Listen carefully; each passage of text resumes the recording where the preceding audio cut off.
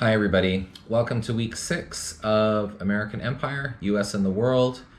We're looking this week at what I've called Imperial Anticommunism for week 6. And you'll see what that means a bit as I proceed. But this lecture is a bit of a transition. I'm going to spend quite a bit of time talking about World War II before I get into talking about what we call the Cold War. And so by Imperial Anticommunism, I'm more thinking about a theme to think about in the second part, or really the third part of today's lecture, and very much spilling into next week and even subsequent weeks after that. So we're going to think about the importance of anti-communism, and we're going to think about the connection between that and the idea of US empire. And as usual, in order to think through the topics before us, we're going to draw on the ideas of historians and other intellectuals, other activists as well, who have thought about this. And so some of the opponents of imperial anti-communism have given us some of the deepest insights into it, as I hope we'll see, not so much this week, but more coming up ahead. So 3 parts then, as usual today. And so, as I said, I'm going to say a fair bit about the end of World War II, or the sort of last parts. Last time I got us up to, after the turning points were over, after Stalingrad, after Kursk, particularly in the European theater, and as the Red Army, who essentially won World War II, not single-handedly, obviously, but they were the most important in defeating fascism. And so, as we last time, I got up to the point where the Red Army was marching westward towards Germany, and obviously that march continues until they arrive there in the spring of 1945.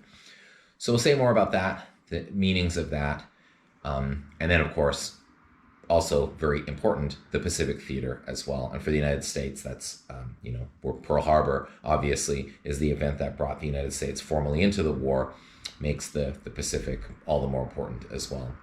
So we'll talk about that, and then in the third section, I'll turn to a discussion of the end of the war and the peace. Maybe we'll put the word peace in quotation marks here, and the peace that followed, and the different kinds of conflicts that followed World War II.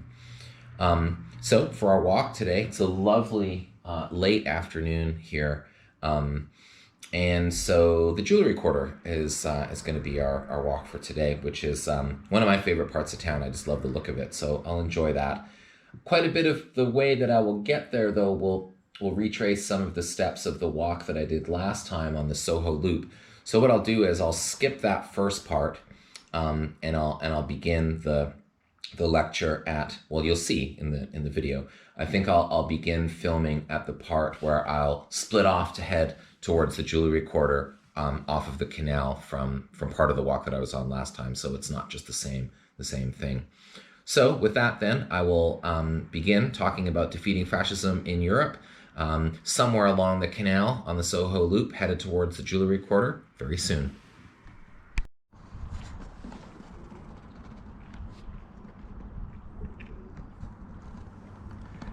Hi everyone. I'm still on the canal. Maybe you recognize this part from last time, heading along the Soho Loop, which is starting to film a little sooner than I said I was going to, so there'll be a little bit of overlap. But the lighting is just so nice, and I thought I would start before the sun goes down, which, as you can see, is imminent. So I wanted to start talking then about World War II, which is the sort of first 2/3 of what I'm going to talk about today. And obviously here I'm talking about the conclusion of the military conflict, and then I want to say a bit about the implications thereof. So starting with Europe then, so I guess one of the key dates in European military history is D-Day, June 6, 1944. Very storied in film, emphasized as an important moment militarily, particularly in popular culture, as a key moment. And it is a key moment, and the drama of it is unmistakable. It's not necessarily the most important military engagement of the war. I think we saw that last time in my mentioning of places like Stalingrad and Kursk. But nonetheless, of course, D-Day very much matters. And then after D-Day, it also matters. It matters just simply on its own terms as the invasion of Fortress Europe on the part of the Western Allies. And then, of course, it also matters because it means Germany is now fighting a fully two-front war on the European continent itself. So after this takes place, the Allied forces begin to take Europe, piece by piece, as the Red Army, as we have already seen, has a process that they've already begun coming from the east. And so the key thing to, there's one way we could think about World War II in military terms involving the United States, and that is that, with the victories of the Red Army in the east, and then after D-Day, it's only a matter of time. Well, that, quite a bit could be said for that interpretation. But at the same time, we don't want to overlook the fact that there was still a heck of a lot of fighting still to go after D-Day. And it's certainly not the case that Germany was in any sort of mood to surrender after D-Day either. So the Allies fought their way, through up the Italian peninsula, through northern Italy, retaking the Netherlands, southern France, and as late as the end of 1944 and even into early 1945, Germany launched a major counteroffensive known as the Battle of the Bulge, and it was a large-scale, very bloody conflict, one of, if not the worst for U.S. casualties for one single battle in the entirety of the war for the United States itself. Okay, parting from the canal here and headed towards the Jewelry Quarter. So here's a key takeaway. Unlike World War I, in which the armistice, the armistice of November 11th, 1918 happens when the German forces are defeated at the front. In the fact that happened didn't enable, but it created the circumstances under which Hitler could sort of capitalize on this lie that Germany didn't really lose. In World War II, the German, the Wehrmacht is not defeated at the front. It's defeated step by step all the way to Berlin.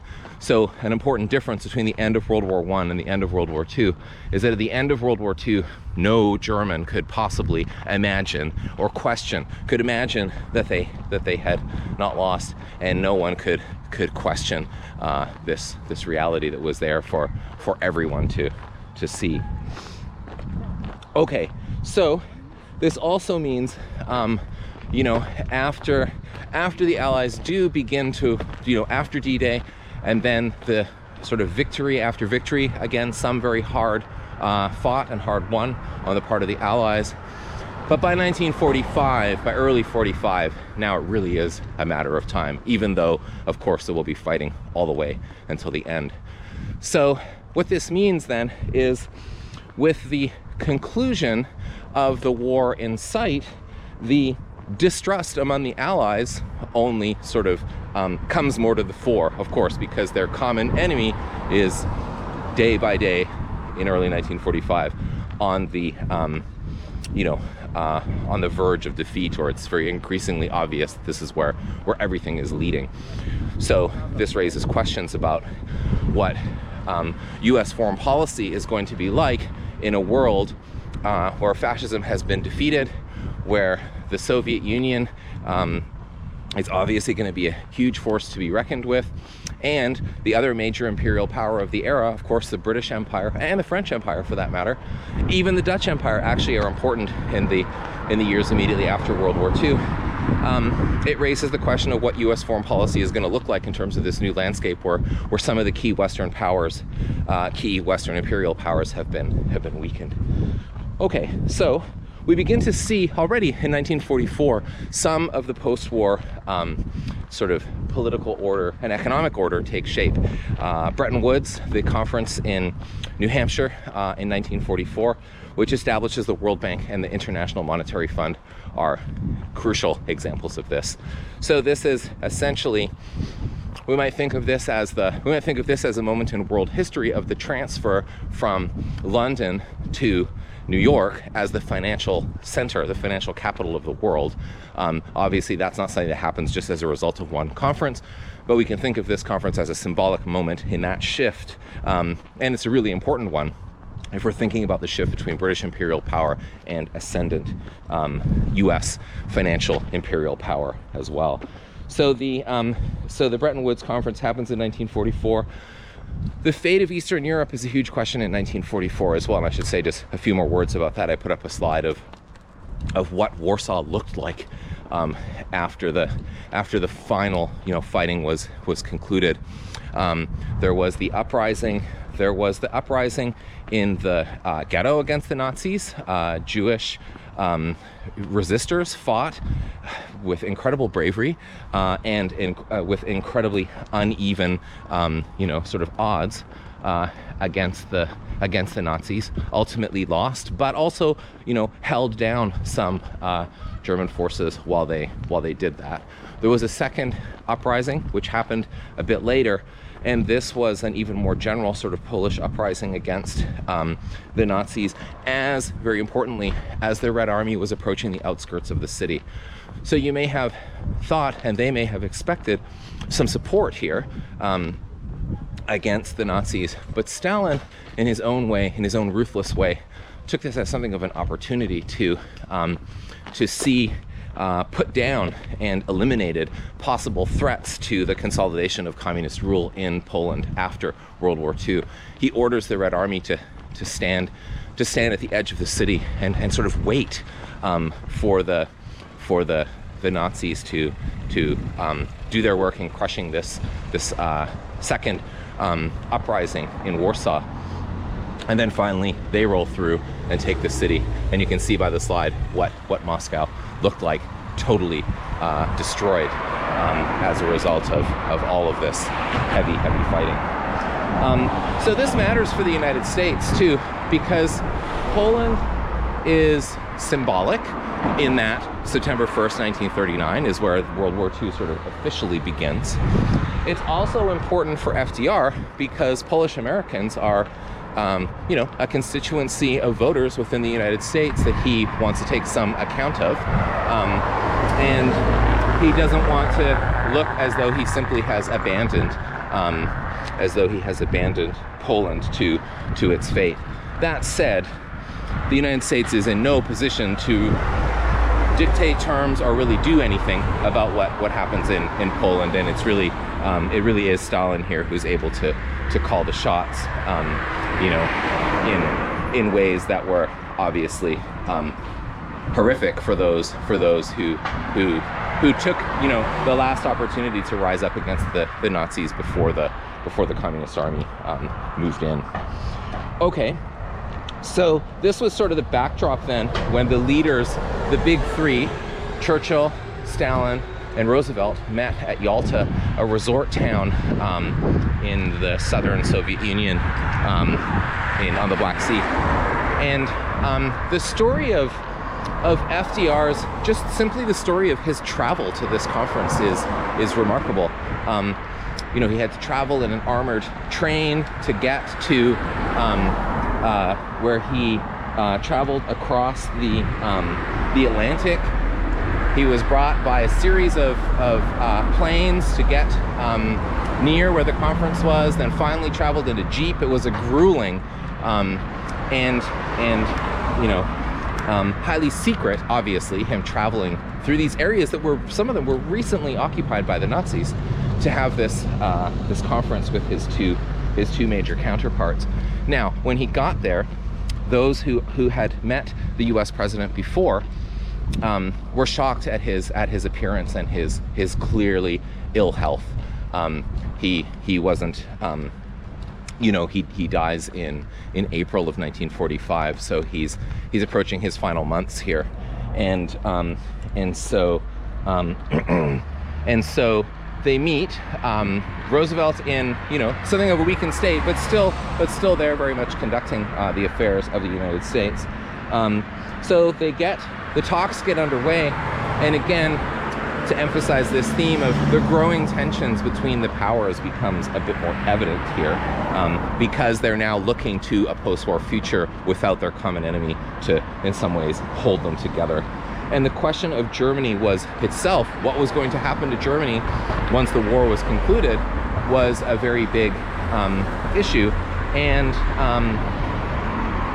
it was in some ways too sensitive to really get into details. They sort of deferred this discussion. And Stalin also, quite importantly here, renews a promise to join the war in the Pacific against Japan within 3 months of the defeat of Germany. So at this point, you know, the United States is fighting very hard in the Pacific, and probably would welcome any and all help it could get to defeat their Japanese military foe. But this becomes a bit more complicated too as the atomic bomb enters the picture, which I'll talk about later. Okay, so I'm gonna turn off the camera for a second because I'm at this really busy junction, and I'll just do this with the camera off so you don't have to see me running across the road, and then I'll pick it up in just a moment. Okay, one moment. Okay, I made it. And now I'm just heading off the middle way up into the jewelry quarter, but I walked through this quite nice graveyard on the way. So here I go. It's called the Warston Lane Cemetery. Looks to my eyes very old and English. Okay, so the other thing about Yalta I just wanted to say was that Roosevelt gets sort of tacit agreement for his idea of a new international organization, which will of course be the United Nations after the war as well.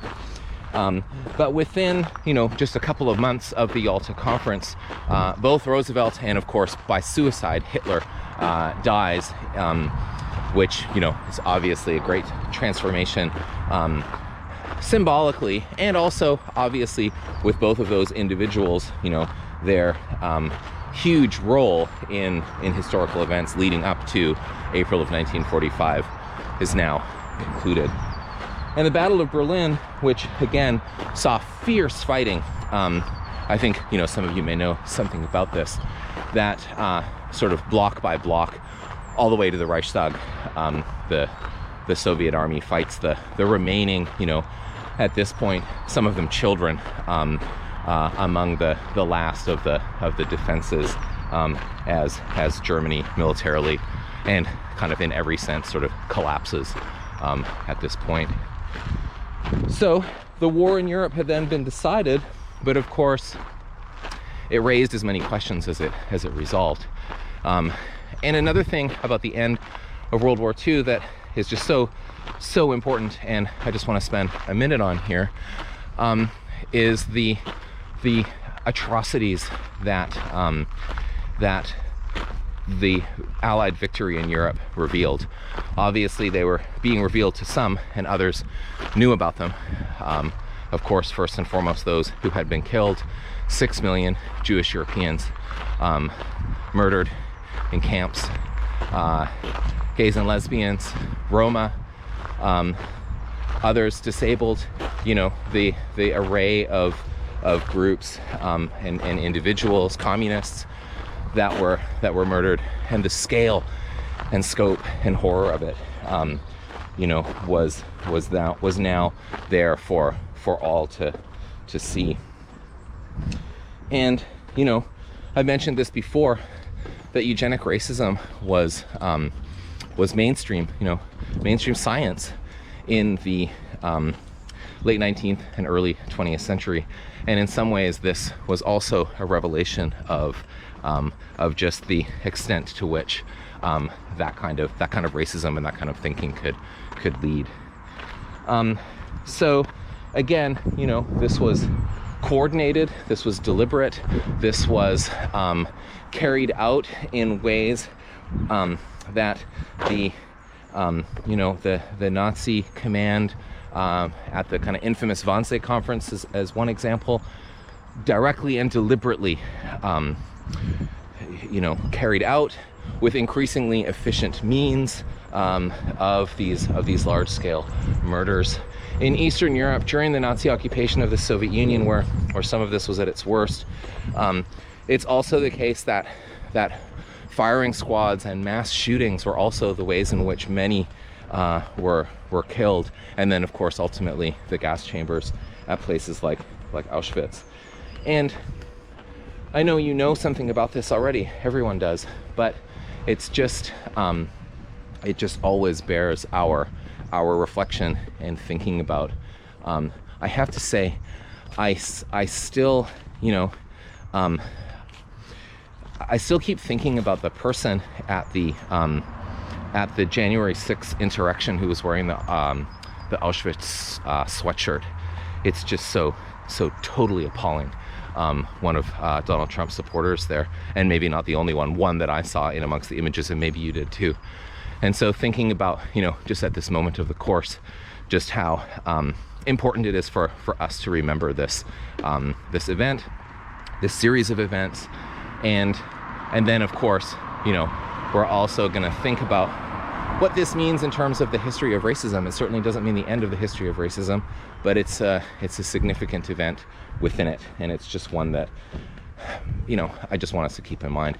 I also put up a few slides of, you can see, some of the Nazis at the camps who were, on a break, enjoying themselves from their quote unquote work, and I just feel like, I don't have the words really to describe what this says about people, about these people in this time and place, and but it's something that maybe we can take up in seminar as just a general topic for us to discuss and reflect on. And I mentioned the sweatshirt of January 6th just to remind us of the idea that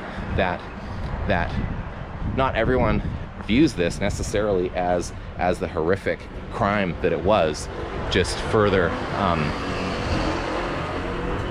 kind of increases our responsibility to talk about it. So I wanted to be sure to raise this point, this issue, as we think about the conclusion and the meanings of the conclusion of World War II in Europe. Okay, switching over to Asia then. So as in Europe there, the tide had turned, by the end of 1944, it was pretty clear. Wasn't clear exactly how, wasn't clear exactly when, but it was more or less becoming clear, who was going to win and who was going to lose. The gamble at Pearl Harbor didn't pay off, and U.S. victories at Midway in 1942, Guadalcanal in 1943, the Leyte Gulf, and then the retaking of the Philippines, the U.S. colony in 1944, all signaled sort of the direction of the conflict. And by 1945, the United States was within bombing range of all. Oh, here's a Banksy painting. You may have seen this one before. Behind the plastic here. By 1945, the U.S. was able to bomb Japanese cities essentially unchallenged.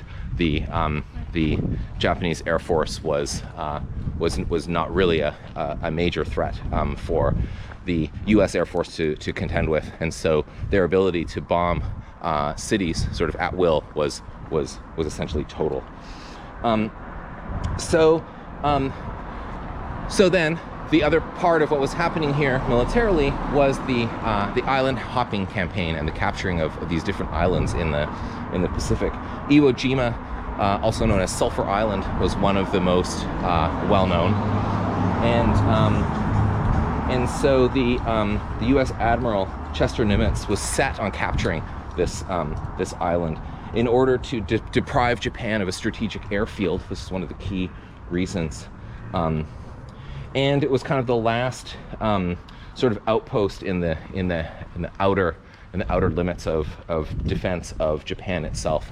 So it was strategically significant, but it essentially is a rock island. It wasn't in and of itself a place of necessarily of value to either command, but it had this huge strategic significance. And a Japanese garrison of 21,000 men was stationed there to hold the island, no matter what. And so, some of them were stationed within the the dormant volcano, Mount Suribachi, on the island in reinforced concrete bunkers, equipped with artillery, aircraft guns, mortars, machine guns, and they were so well entrenched that the United States Navy, pulls up off of the shore of Iwo Jima, and they pulverize the island for 72 days, and they essentially don't dislodge the Japanese forces that were stationed there. So the U.S. troops come ashore in February 19th of 1945, and they encounter a rain of bullets and shells, but they're able to gain ground, and they're able to plant. Very famously, I gave you an image there, both of the planting of the flag, of the U.S. flag at the top of Mount Suribachi, and also the commemoration of that event in photography, but also in the Marine statue at Washington, D.C. So, but this was not the end of the battle, actually. Fighting continued, and again, the horrific sort of intensity of this. Flamethrowers, some of the Japanese soldiers commit suicide with grenades when it is completely, when they're not able to fight anymore. Ultimately, after some very hard fighting, the U.S. takes the island, and very few of that original garrison were taken prisoner or allowed themselves to be taken prisoner. So, the next island in the chain, Okinawa, the largest island in the Ryukyu chain, which lies just now, this is getting really close to Japan, to the main islands of Japan itself, was next. And so the campaign at Okinawa begins in April of 1945. Mass shelling, another landing. The U.S. lands 50,000 people by the first day, but again, then they have to climb the different elevations, the hills and mountains on the island, and try to take out very deeply entrenched Japanese positions. And this is also combined with around 3,000 kamikaze sorties, which happened during this battle as well. So Japanese pilots flying planes directly into U.S. ships. And there was, this is obviously causes damage to the ships, but it also was psychologically terrifying to the U.S. sailors. The idea that the enemy was this committed to fighting until it wasn't possible to fight anymore, sort of struck tremendous, understandably struck tremendous fear in the U.S. Forces. But on they fought, both sides, and finally nearly 5,000 U.S. sailors were killed at Okinawa, and 5,000 more were wounded. And during the fighting, actually it was on April 12th, during the fighting at Okinawa, that the death of FDR was announced, and the Japanese command was able to celebrate briefly and fleetingly, because of course the fighting was going against them. And finally, by the end of the fighting on the 22nd of June, 7,000 Japanese soldiers remained alive out of the 77,000 who were stationed to defend the island.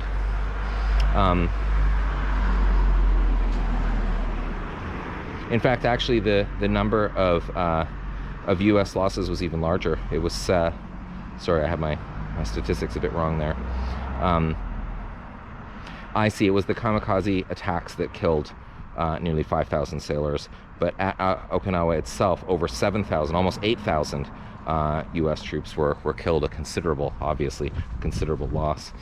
And, of course, bigger than all, this time, different than Iwo Jima, the civilian losses on Okinawa were in the neighborhood of 100,000 as well. So this was, late days fighting in the war, but enormous in force, in intensity, in terror, And so this is really important for us to think about, because this influences the way that the U.S. command is thinking about what an invasion of the main Japanese islands is going to look like, and just what kind of what kind of casualties and what kind of fighting that might entail. And of course, during this same time, the United States, as I said, the Air Force is bombing Japanese cities with impunity. On the night of March 10th and 11th, 334 U.S. aircraft flew over Tokyo, dropping incendiary bombs designed to engulf the city in fire, which indeed it did. 16 square miles were destroyed, and over 1 million people lost their homes. So the devastation that was already being wrought on Japanese cities was of, you know, enormous scale before, where I think you know where this is going, before the atomic bombs are dropped on Hiroshima and Nagasaki in August. Okay, so of course the other, you know, very important thing for us to think about is that FDR's death means Harry Truman becomes the president. And an important thing to know about Harry Truman is he's really unprepared. In fact, you know, this causes a kind of permanent change in the way that the vice president and the president relate in the making of U.S. foreign policy. In fact, because Truman comes in and he has to deal with two momentous sort of policy decisions. How to deal with the Soviet Union, given that the war is coming to a conclusion in Europe, A, and B, the decision about the atomic bomb, which he learns is something that the United States possesses and could possibly use. So he correctly feels unprepared because he wasn't really in the internal sort of major discussions about this. It's a little surprising in retrospect that given FDR's health, that Truman wasn't better briefed. But in any case, he comes in and he takes a pretty strong position vis-a-vis the Soviets. He doesn't want to bend to Soviet aims. He wants to sort of aggressively push what he sees as the U.S. vision for foreign policy and more broadly for capitalism in the post-war world. And then, of course, he also authorizes the dropping of the atomic bombs on Hiroshima and Nagasaki in August, again, of 1945. At Hiroshima on August 6th, an explosion equal to 12,500 tons of TNT created a massive fireball and a flash of light 3,000 times brighter than the sun. On the ground, an area of about 4 or 5 square miles was completely obliterated. Between 80 and 100,000 people were killed instantly, and another 40,000 later, with an ultimate death toll of 230,000. And, you know, among those who were not killed instantly, many suffered excruciating slow deaths from radiation burns, and as did some who survived also, of course, these horrific burns that people that were inflicted upon those who were in these two cities, just a few days apart, the two bombings. So a couple of things about this. So Hiroshima and Nagasaki, as you can imagine, are subject to multiple interpretations on the part of historians and also on the part of the general public. You know, everybody knows about these events, and no shortage of people have an opinion about them. And so I would say that two kind of main lines of interpretation are, well, there's sort of three.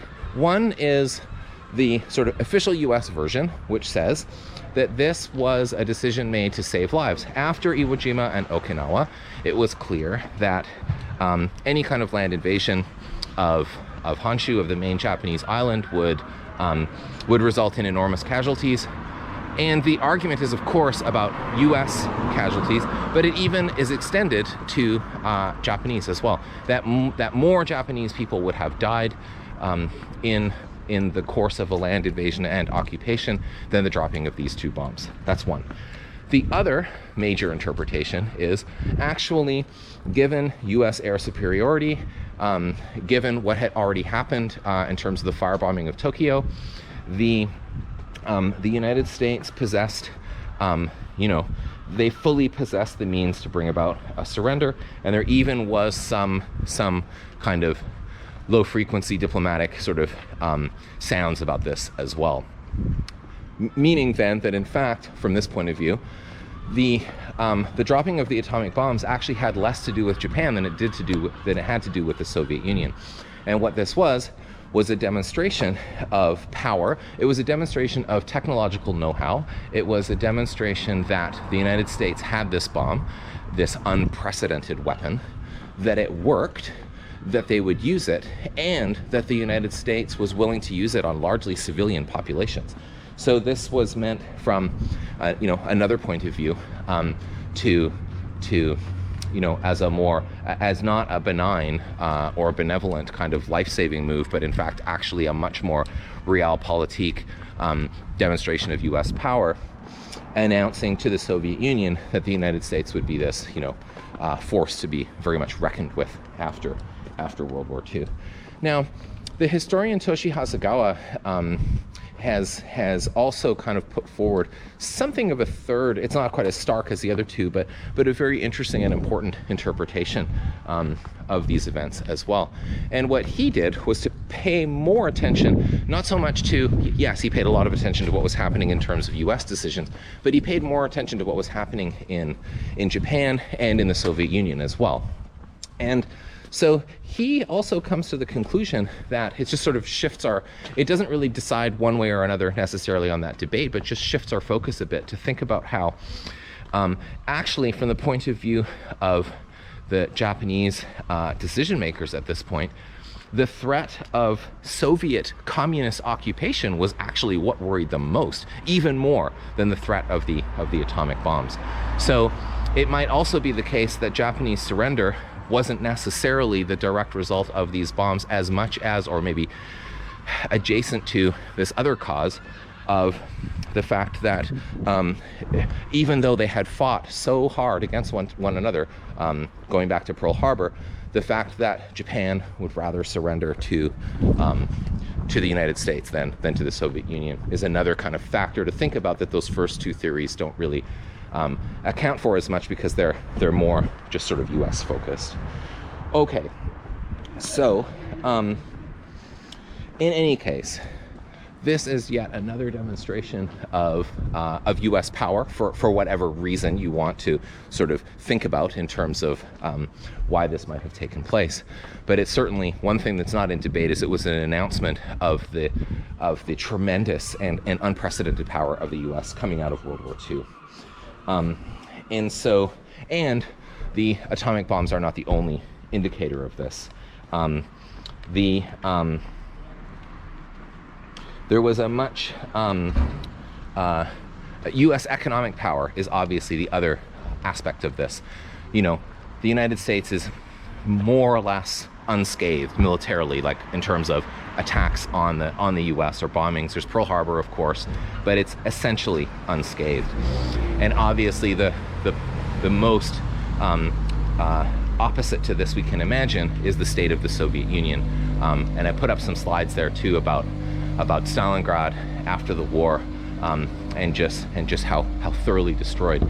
I mean, the Soviet Union, yes, Stalingrad, Leningrad, and Moscow were those kind of turning points I talked about, and Leningrad and Moscow were never taken. But I mean, city after city within the Soviet Union was very much destroyed.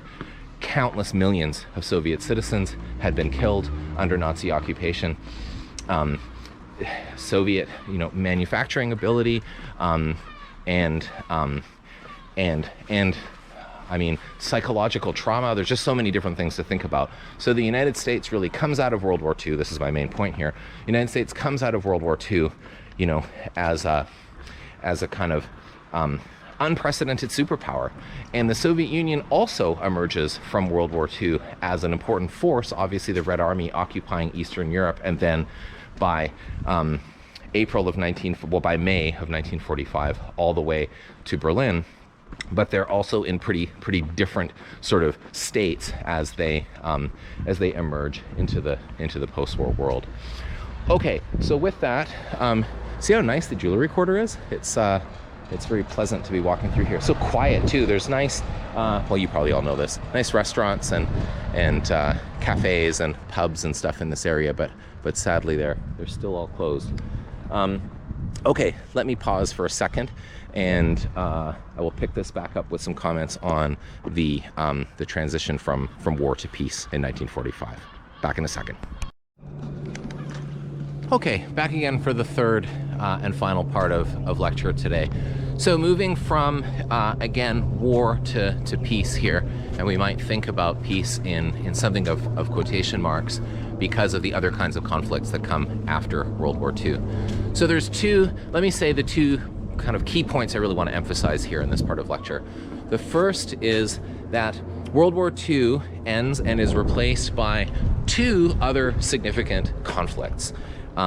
So the first one, I think, is probably the one that comes most readily to hand, is the Cold War. And I've been kind of building up to that in my remarks about the tensions between the US and the Soviets as the collapse of fascism was imminent and then indeed took place. So the other, though, and again, I think it might be useful, I often find it's useful, I think about it this way, is to think about these through the metaphor of a compass. So if we think about the rivalry between Washington and Moscow, the Cold War that emerges after World War II, we might think of that as East versus West, the communist East versus the capitalist West. But I also want to emphasize that another equally, perhaps more important, this is something that we might want to debate, we might have different opinions about, and another extremely important kind of conflict is that between global North and global South. So the other 2 points on the compass in this sort of metaphorical sense. And what I'm talking about here is and this will be familiar to all of you because we talked about this in terms of Woodrow Wilson and World War I, and how World War I was a moment of sort of potential anti-colonial liberation, not to be formally realized. But in the case of World War II, after World War II, decolonization is on the agenda in a new way, and of course, it does ultimately lead to the transition of a great number of colonies into independent countries. This is an issue of tremendous significance. It changes the map, and it changes global politics in huge ways that we're still kind of, that I think that global relations are still organized around today.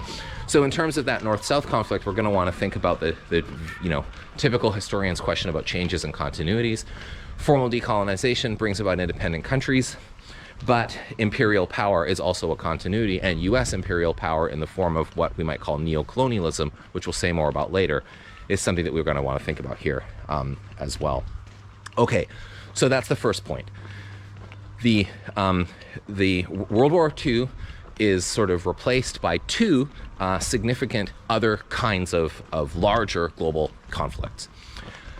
The second point is, and I'm going to focus here on my remarks for the rest of the lecture here on the Cold War part of this, is that I want you to very much get the sense that the Cold War doesn't happen automatically.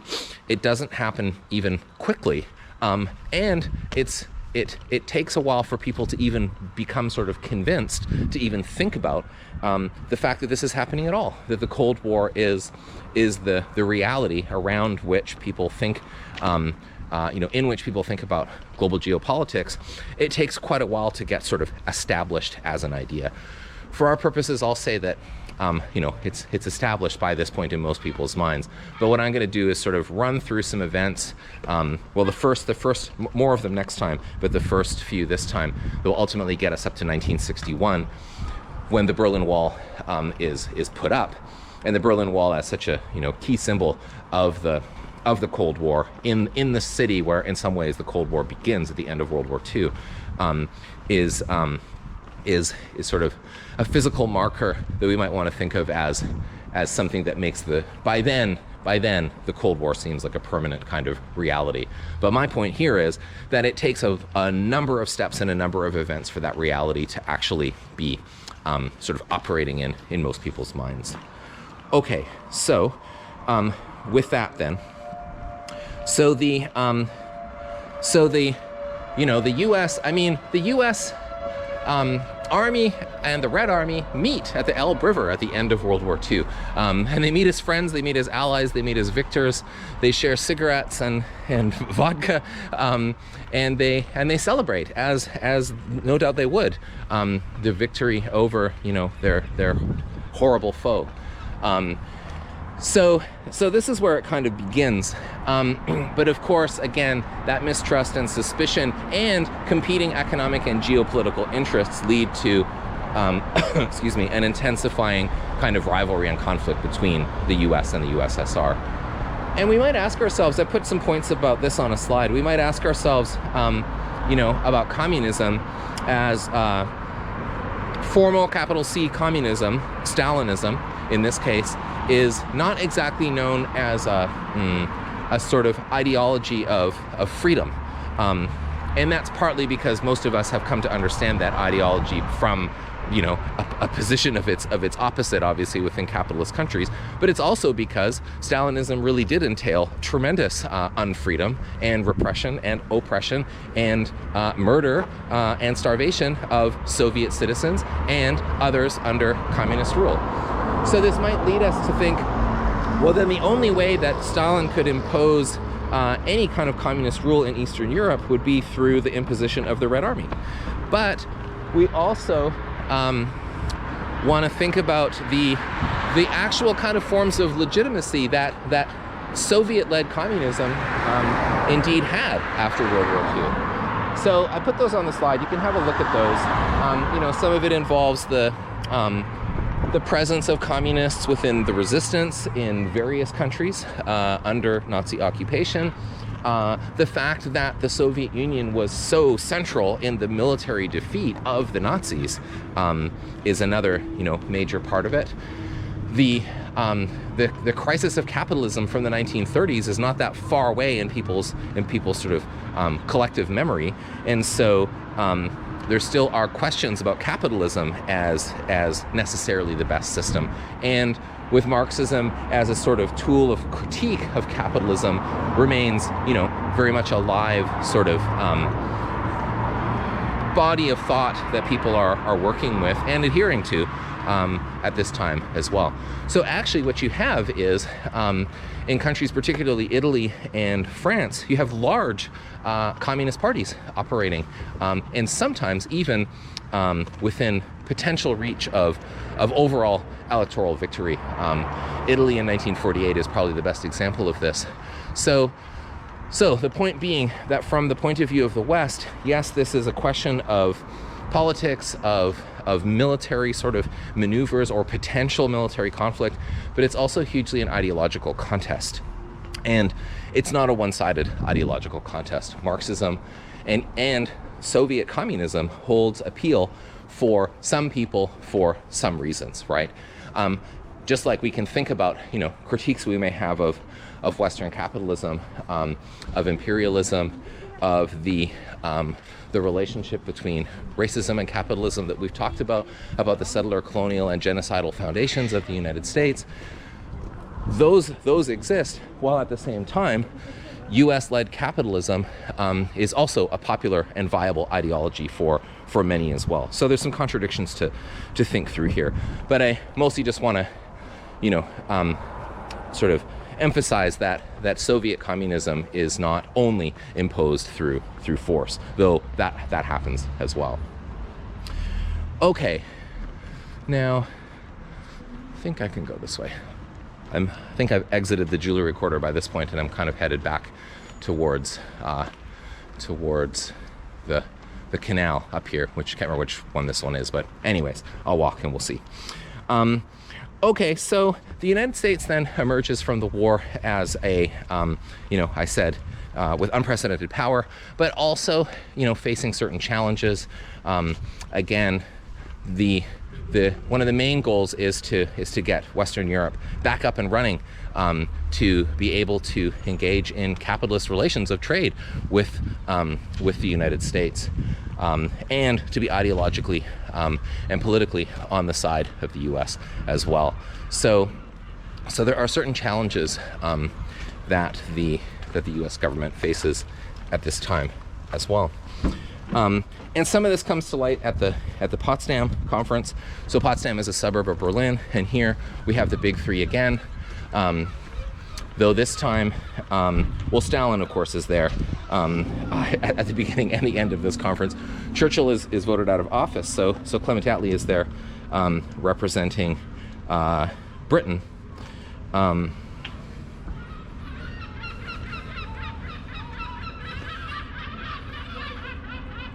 Yeah, sorry, just looking up something about the election speech, which is next. And at Potsdam, of course, it's Truman, not FDR, representing the United States. So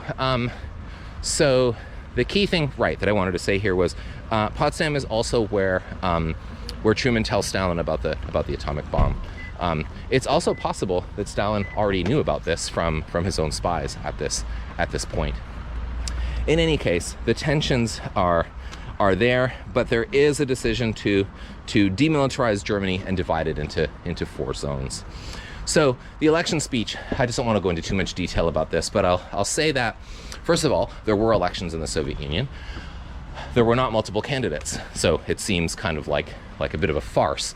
But actually, Soviet elections were moments where the Communist Party, the ruling Communist Party, could take suggestions, could listen to criticisms. They might be everyday things like the plumbing is not working in our building, or this local comrade in authority is abusing her or his power. It could be sort of pragmatic questions, and even some larger questions. Obviously, it doesn't include things like we'd like a different system. The Soviet elections do not go nearly that far. But what they do that's important for our purposes is they also allow the communist leaders to give a sort of statement of policy. And here this allows Joseph Stalin to sort of, make it clear, unambiguous, that there isn't going to be, that the end of the war is going to be a return, obviously, to, or a continuation of Soviet communist power. As a communist country, and there aren't going to be, that Soviet, I guess here's the point, that Soviet antagonism towards capitalism is going to continue. So it's an announcement to the Soviet people, but it's also something that observers outside of the Soviet Union and in the United States take note of as well. Meanwhile, George Kennan, a U.S. diplomat stationed in Moscow, writes this telegram that, from his point of view, he's a Russian expert. He's there in Moscow. It's he's there with a small diplomatic staff. It's cold. It's lonely. And he's asked to. So some historians have commented on this sort of emotional mood of this telegram, which I think is quite interesting. But the key point for us is that Kennan reports to the United States that the Soviet Union is not the friend of the United States, and that communism is an ideology antithetical to capitalism. And on top of that, the Soviet leaders are exemplars of an even longer standing pre-1917 Russian sort of suspicion of the West and worry about fears of encirclement from outside. So Kennan's long telegram is a moment, again, of this moving towards the idea of the Cold War, that what was once alliance is now going to be something more adversarial. Winston Churchill gives a speech in the United States in Fulton, Missouri, announcing this metaphor of the Iron Curtain, which just further entrenches the idea. In Canada, Igor Guzenko, a clerk who worked at the embassy in Ottawa, in the capital of Canada, goes to the police, the Canadian police, and reports spy ring, which is then uncovered. The local police didn't quite know what to do about this at first, but when it gets to their, when it gets to full higher level consular and diplomatic attention, this is another huge moment of distrust and I'm gonna go this way. It's a little bit too crowded in the tunnel. A moment of distrust and of bad feelings, obviously from spying here, coming from the Canadian quarter here as well. Okay, much more important than that, 1947, we see the Truman Doctrine. So if you haven't written anything else down about this part of lecture, write this one down because this one's key. So this is an announcement. It centers on Greece. There's a civil war in Greece after World War II. Conservative forces against communists. Stalin refrains from supporting the communists, and Truman's worried about a communist victory. And so this is support for the conservative forces in Greece, who ultimately prevail. Greece does not become a communist country at this time, but it's an announcement. This is the thing that's so crucial about it. It's an announcement of the intention of the United States to be very involved in international affairs after World War II. This is followed by the Marshall Plan, which is an aid package to Western Europe. So this is sort of the economic counterpart to the Truman Doctrine here, very much showing U.S. interest, U.S. willingness to take up, kind of in some ways what Henry Luce called the American century here, and so, this is gratefully received on the part of many Western Europeans, and it again really establishes a predominant role of the United States. This is not going to be a moment of isolationism, I guess I would say here. The National Security Act, also of 1947, this one establishes the Central Intelligence Agency and the National Security Council, so major kinds of political and sort of, I guess, espionage-related architecture here is being put in place for a wider influence of the United States around the world here as well. Meanwhile, in the Soviet Union, we have Andrei Zhdanov's Two Camps line, which is an announcement about from the Soviet side of an incompatibility between capitalist and communist powers. Somewhat provocatively, Zhdanov calls the two camps the imperialist camp, that's the one led by the United States, and the democratic camp, the one led by the Soviet Union. Here he means, of course, economic democracy rather than the liberal parliamentary kind. In Czechoslovakia, there's a coup in 1948 in which the communists were in a coalition after the war, but they take full power in 48, bringing Czechoslovakia into the Eastern Bloc, and this is just another moment of hardening tensions and of a sort of demonstration, particularly from the Western point of view, that communists will engage in coups in order to achieve and consolidate power. Berlin divided since the war into East and West, with West Berlin being a kind of pocket within the larger Soviet zone, which ultimately becomes East Germany, the German Democratic Republic, is cut off by Stalin in 1948. He probably gambles that the Western Allies will back off. Instead, they mount this massive airlift, which keeps West Berlin supplied into 1949. Stalin ultimately has to back down, and it's a real kind of humiliation for the Soviet side.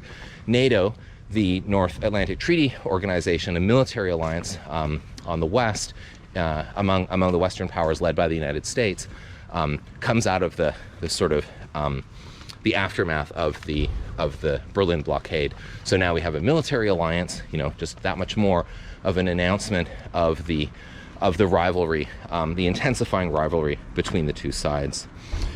1949, the Soviet Union tests its own atomic bomb, and this very much frightens the United States, partly because of the idea of nuclear parity now on both sides, but also because many in the United States conclude that the Soviet Union couldn't possibly have tested this, have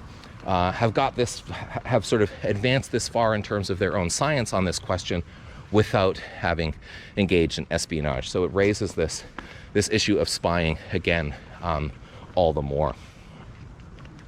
If that wasn't enough, China, the country with the largest population in the world, has a successful communist revolution led by Mao Zedong in 1949. So now, if we're thinking about the world in terms of two camps, the country with the largest population just shifted into the communist camp. And so this is, of course, greeted with very favorably in the Soviet Union, though we'll see there's tensions between those two, especially later on. But is greeted with great dismay in the United States. And the last thing I'll just raise here, you don't have to worry too much about all the details of this, but Alger Hiss was a diplomat who was at Yalta with FDR. He's accused of being a communist by this guy Whittaker Chambers. Enough time has passed that Hiss is not directly he's not directly charged because of a statute of limitations by the time the trial comes. But the more important thing here is that this espionage trial, and it has various details, Whittaker Chambers is able to lead the investigators to this pumpkin patch that has this type from a typewriter that Hiss had used. It's pretty incriminating for Hiss, actually. But what's much more important for our purposes is to think about this as a court case that unfolds in a climate of really increasing political hysteria, McCarthyism. And this is where I want to end. This idea that the United States, after World War II, and the kind of way in which it is an imperial force in the world after 1945, is obviously driven in very central ways by anti-communism. And anti-communism is not new in the United States after World War II, but it increasingly matters, and it increasingly drives the kind of imperial formation that the United States is. And domestically, at this moment, this involves, again, a sort of political paranoia about the idea of communist subversion, throughout pervading U.S. society, and threats and fears involved with that. So, with that then, and now I'm back at this. I always forget what the specific names of the canals are, but lovely evening out here tonight. Nice talking to you, and I will see you in class. Bye.